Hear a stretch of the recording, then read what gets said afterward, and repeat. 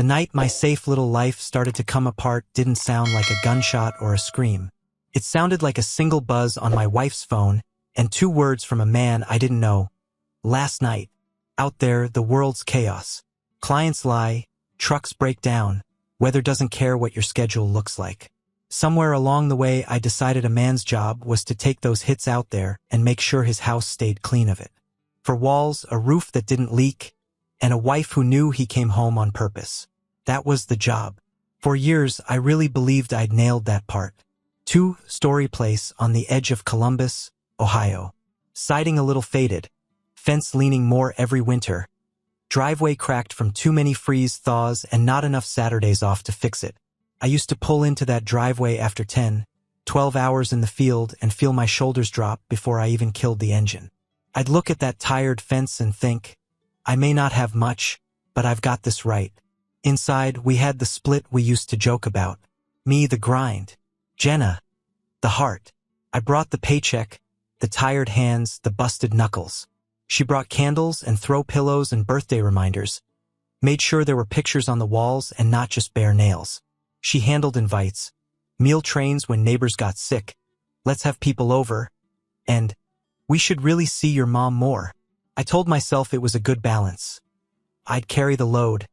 She'd keep the place soft around the edges. That belief bought a lot of silence. When girls' night started as once a month, it made sense. She needed time with her friends. I liked the idea of her having a life outside of me. Then once a month turned to once a week.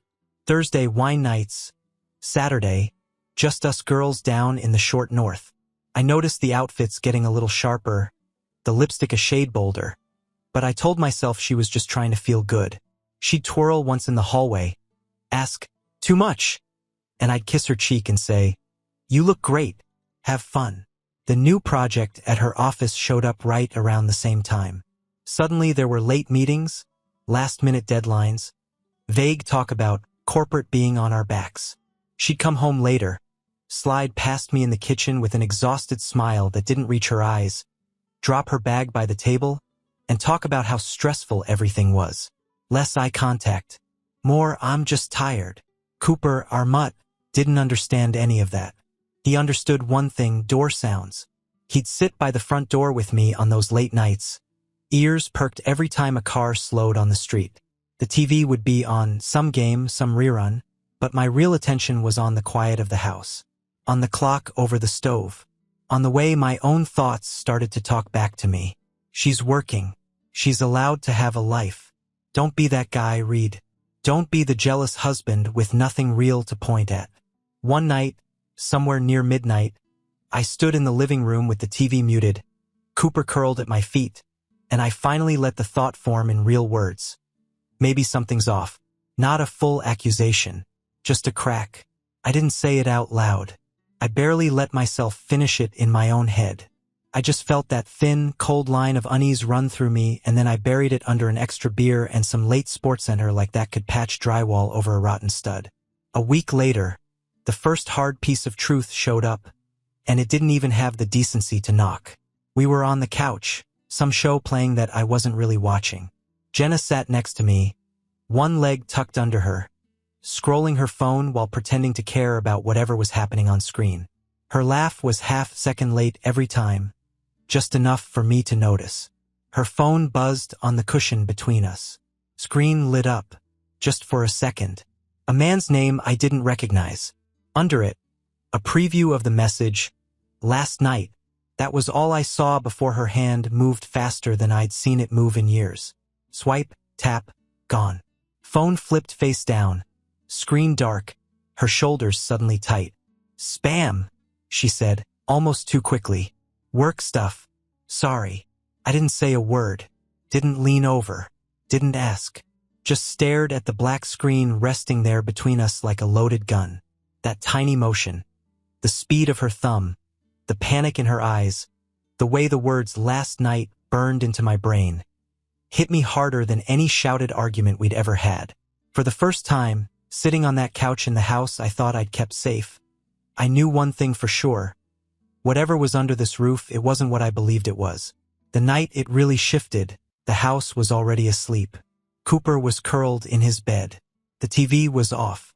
The only sound was the fridge humming and the occasional car rolling past the house.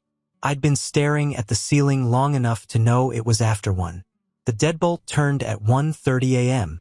The door opened slowly, like someone trying to sneak into their own life. I heard her before I saw her. The uneven footsteps, the muffled curse when she dropped something in the entryway. I walked out to the hallway and found Jenna half in, half out of her heels. One shoe on, one in her hand. Makeup smeared just enough to say, "Long night." Hair a little wild in a way that didn't look like bad tacos. Her eyes were glassy but not drunk, stupid. Just raw. "Oh my God!" she groaned, leaning against the wall. "The tacos. I think something was bad. My stomach is killing me." She didn't clutch her stomach. She clutched the side of her head, like someone with a moral hangover. I stood there, taking her in. My questions lined up in my throat. "Where were you? Why didn't you answer? Who is he?" What came out was, "You okay?" She nodded too fast. Yeah, just bad food. I thought I was gonna throw up in the Uber." She collapsed onto the couch like she'd rehearsed it. Hand on her forehead, eyes squeezed shut, a little whimper for effect. She never once mentioned where she'd eaten, who she was with, or why girls' night suddenly ran into early morning. I watched her breathe for a while. I watched the way she avoided my eyes even with them closed. The smart part of me said push. The loyal part said don't pick a fight at 1:30 a.m. over a feeling. I swallowed the questions and grabbed her a glass of water instead. The next morning, the story didn't fit any better in daylight. She came into the kitchen in an oversized t-shirt, hair up, acting fragile. "I think it was food poisoning," she said, moving straight for the coffee like someone who hadn't spent half the night throwing up. Her eyes weren't puffy from sleep. They were swollen from crying in some car, under some different light. I noticed the coffee grounds scattered across the counter from when she'd gotten in early and made herself tea. The lie didn't even match the mess. She jumped when her phone buzzed on the table, flipping it face down so fast the spoon clinked against the mug. "You sure it was just bad tacos?" I asked, keeping my voice casual. She paused for a second too long, then turned to the sink. "Yeah, Reed, I'm sure." "Why?" She never met my eyes. "I went to work because that's what men do." I clocked in, moved through my route, nodded when people talked, but my head stayed in that kitchen. On her flinch, on the way her fingers shook when she typed out a text and erased it. By the time I got home that night, the house felt like it was holding its breath. I walked down the hall toward our bedroom, lights off except for the lamp on her nightstand. She was in bed, back to the door, phone held low near her chest. In the dresser mirror across the room, I saw the real scene. Jenna's face lit by the screen, thumb moving steady, deleting message after message. She angled the phone away from the mirror, like even her own reflection couldn't be trusted. I stayed in the hallway, just out of sight, watching my own tired face in the same mirror, watching myself let it happen. My chest tightened, but I didn't panic this time. It was something harder, cleaner. One word rose up through all the excuses, through every, "Maybe I'm overthinking this." I'd fed myself to stay calm. Enough. I didn't say it out loud. Not yet. But for the first time, I believed myself more than I believed her. A few days later, I'm at my desk pretending to care about an equipment report when both my phone and my work email ping. Same tone. Same second. I glance at my phone first. Family inbox. Subject line. Test results. Confidential. For a second, I hover. I can almost feel the old version of me reaching for the easy out. It's probably nothing. She said it was food poisoning. Respect her privacy. Don't be that guy. But that word from the hallway, "enough," is still sitting heavy in my chest. So I click. The PDF opens in a bland web viewer, white background, black text, the kind of thing you're supposed to glance at and forget. I scroll past the clinic logo, the disclaimers about confidentiality and follow-up appointments. Numbers, ranges, medical terms I don't recognize or care about. Then my eyes land on two clean lines. Patient, Jenna Walker. Result, positive. Not for something you get from bad tacos. Something you only get one way, skin on skin with someone who brought it to the table before you. The office noise drops out. No ringing phone, no copy machine, no low talk from the hallway. Just that cold, hollow silence you get in your chest when something snaps, but not loud. Just final. I don't explode. I don't throw the mouse. Don't flip the desk. It's like somebody reached inside and unplugged a wire I've been running hot on for years. 13 years of marriage start silently rewriting themselves while I sit there in a cheap office chair staring at a downloaded PDF. Late nights. Face down phone. Office husbands, she joked. The sudden new project with extra hours. One name that kept popping up in her stories. Ethan Collins. Coworker. Going through a rough patch at home. Poor guy. Now I see it. If Jenna has this, she didn't get it alone. Which means Ethan didn't either. Which means there's another house out there. Another kitchen. Another spouse sitting where I'm sitting, not knowing any of this yet. Her name hits me next. Rachel. From some old holiday party email Jenna showed me on her phone once. Ethan and Rachel Collins. Happy couple, 2 kids, matching sweaters, Christmas tree in the background. I minimized the test results long enough to dig through our old emails. Company holiday party. There it is, a group photo. Ethan with his arm around a brunette woman. Rachel, kids in front. Normal. Safe. Blind. I find Rachel on social media in under 3 minutes. Same smile. Same kids. Same man. My hands are steady as I open a new message from our family account. No threats. No rage. Just a line and an attachment. Rachel, you don't know me. My name is Reed Walker. I believe our spouses are involved. I thought you deserved to see this. I attach the PDF. Hover over the send button for one last second. Then I click, and whatever spell I'd been living under breaks clean in half. Harbor and Oak sits on the corner like every other small city coffee shop. Fake plants in the window. Chalkboard sign about seasonal lattes. People typing on laptops like their Wi-Fi password is a personality trait. I park 2 blocks away and just sit there in my truck, hands locked around the steering wheel. People walk past in work clothes and gym clothes, carrying their normal Thursdays. None of them know a bomb went off in my inbox that morning. When I finally push myself out of the truck and walk in, I spot her right away. Rachel Collins, the woman from the Christmas photo. She's at a small table near the back, fingers wrapped around a cup she's not drinking, eyes fixed on the door like she's been bracing for impact. Up close, she looks like she hasn't really slept in a while. Not messy, just worn thin. Rachel, ask. Reed? She answers. We recognize each other without ever having met. 2 people who've been living in the same lie from different sides. We sat. There's that awkward, heavy stillness where normal people would talk about the weather, the coffee, the chairs. We skip all of that. He said he was working late. She starts, voice low. For months now. Big projects. Extra deadlines. I nod. She said it was girls' night. New project. Lots of stress. We trade pieces. Little lines that fit together are too clean. Same excuses, different mouths. Then Rachel exhales like she's about to jump into cold water. She reaches into her bag, pulls out her phone, and slides it across the table toward me. Here, she says. This is why I believed your email. On the screen, rideshare receipts to the Riverside in off Mason Road. Timestamps past midnight. Hotel folios with charges for champagne, strawberries, room service at 1-something in the morning. Screenshots of messages. When she leaves, I'll sneak out. He's probably asleep already. I love you. The words don't have names on them, but the style is hers. The way she uses dots. The way she abbreviates you. I know Jenna's voice even when it's typed. Any leftover hope that this might somehow be a misunderstanding dies over that scratched cafe table. Rachel swallows hard, then looks up at me. I want him to hear those test results out loud, she says.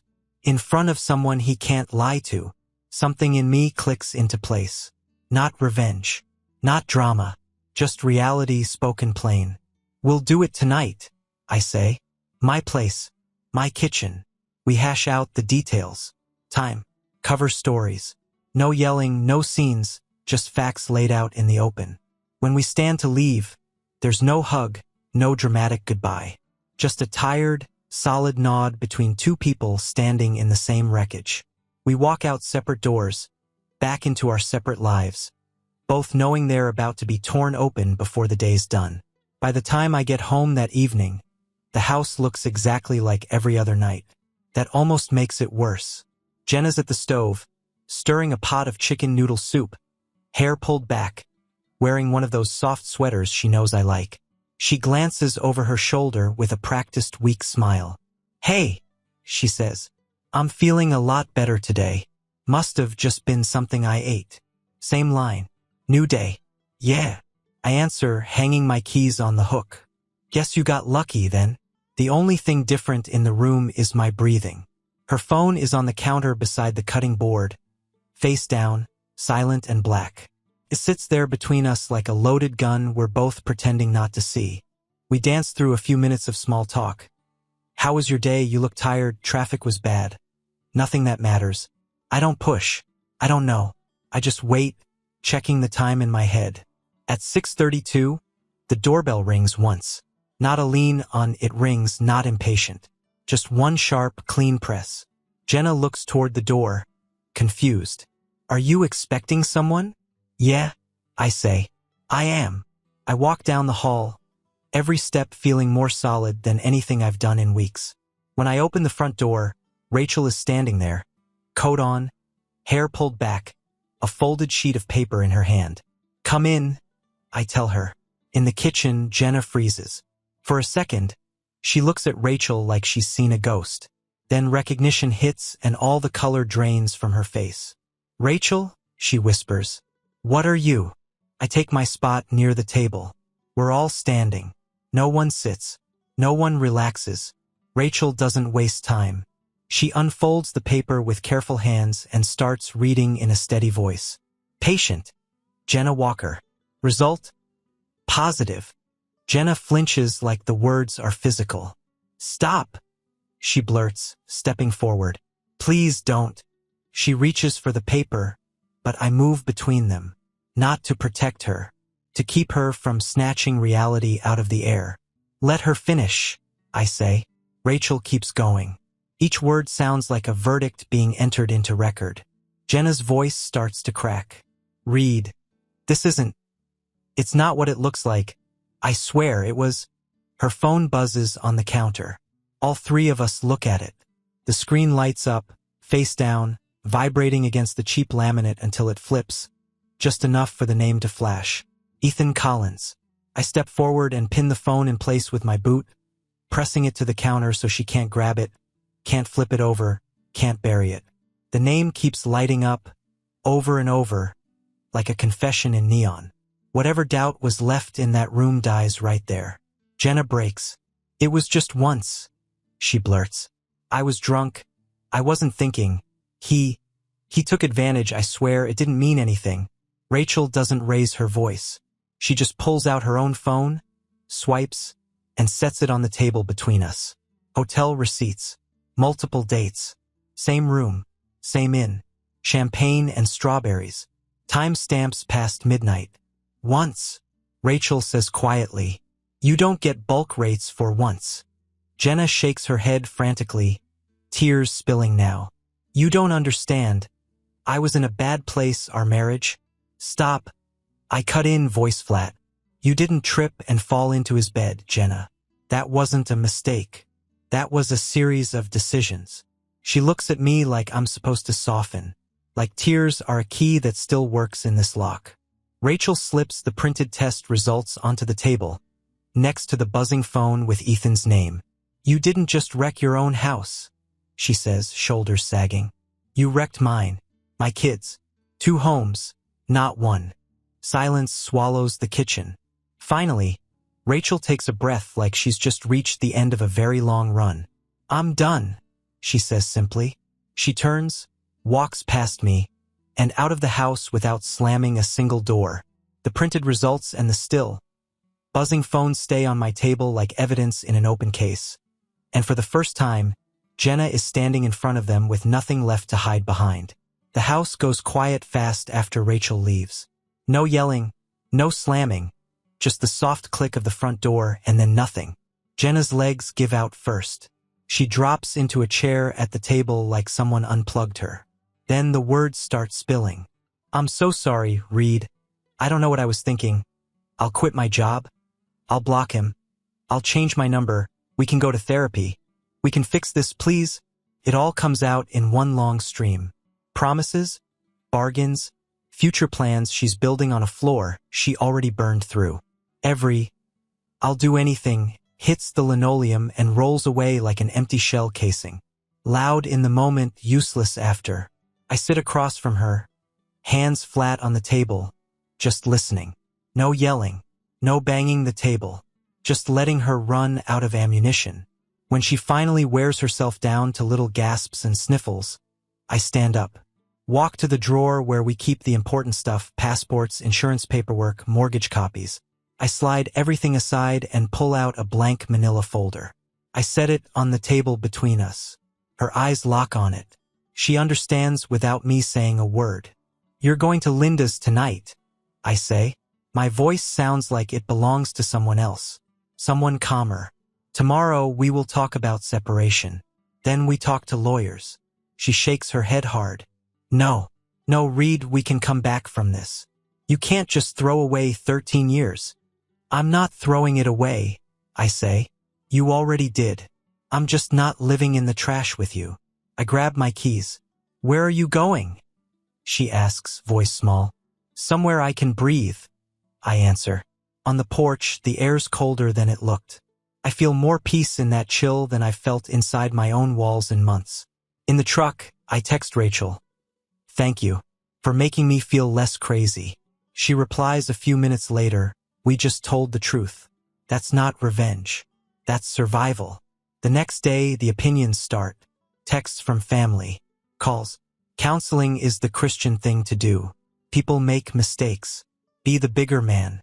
I keep the ugly details off the internet and repeat one line to anyone who pushes. Respect is everything. Once that's gone, it's not a marriage. It's just paperwork and memories. That evening, my phone lights up with an unknown number. "Bro, it's not what you think, Ethan." My reply is simple: "We're done here." I screenshot it, file it with the rest of the evidence, and then block the number. The law office is smaller than I pictured. Old hardwood floors, shelves sagging with binders, a fake plant dying slowly in the corner. It smells like coffee and paper, the place where people's lives get chopped up and stapled into something the court can understand. My lawyer, Harris, is in his 50s. No fake sympathy, no over-eager handshake. Just a nod and a legal pad. "What have you got for me, Mr. Walker?" I slide a flash drive across the desk. Medical PDF. Screenshots. Hotel receipts. Text logs. The timeline's ugly, but it's clear. He plugs it in, clicks around, eyebrows lifting once at the test results, again at the hotel invoices. "All right," he says. "First thing, back everything up. Cloud, printed copies, 2 drives. Second thing, from here on out, all communication stays calm and minimal. No essays, no drunk texts, no 'how could you?' Understood." "Yeah," I say. "Understood." We go over assets. House, 2 cars, retirement accounts. No kids, which makes this easier on paper if not in real life.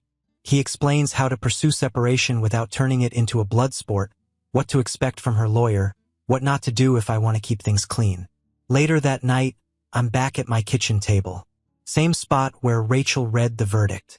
Different tasks. I open Jenna's shared work calendar on the family laptop. I line it up against the hotel receipts and rideshare timestamps Rachel sent. Late project meetings match to room 214, Riverside in 3, 4, 5 times. I print it all and lay the pages out in order. I realize I don't need speeches. The facts are already screaming. My phone buzzes with another unknown number. I answer. "Reed, man, it's Ethan." The voice is tight, rehearsed. "Look, can we talk? Man to man? It was a rough night, we were drinking. Things got out of hand. It's complicated. We never meant to hurt you." I let a beat of silence sit there. You want man to man? I say. Then be a man to your wife. Tell Rachel the truth. You don't owe me explanations. You owe her honesty. He stumbles. It's not that simple. It is. I cut in. And we're done here. I hang up, log the call time, add it to the file, and block the number. For the first time since this started, the chaos feels contained. Still painful, but now it has dates, documents, and a path forward instead of just noise in my head. Ending a marriage doesn't look like a movie. It looks like cardboard. I'm in my bedroom with 3 boxes on the floor and trash bags folded on the dresser. Jenna's side of the closet is a row of color and fabric I used to think of as us. Now it's inventory. I start folding clothes, blouses, dresses I remember from anniversaries and office parties. I carried her through the door when we first moved here. Each one goes into the box not as a memory, just as an item being relocated. On the dresser, her perfume bottles stand in a little cluster. I pick one up, thumb the glass. That scent used to mean home. Now it just means she was never only here. I wrap it in a t-shirt and lay it on top of the clothes. At the bottom of a drawer, I found our wedding photo in a frame. Younger us. Her eyes clear. My hand on her back like I believed nothing could move us. I hold it for a second. Not because I want her back. Just because I remember how sure I was that day that I'd finally done something right. Then I put the frame in the box, close the lid, and tape it shut. The room doesn't feel empty after. Feels honest.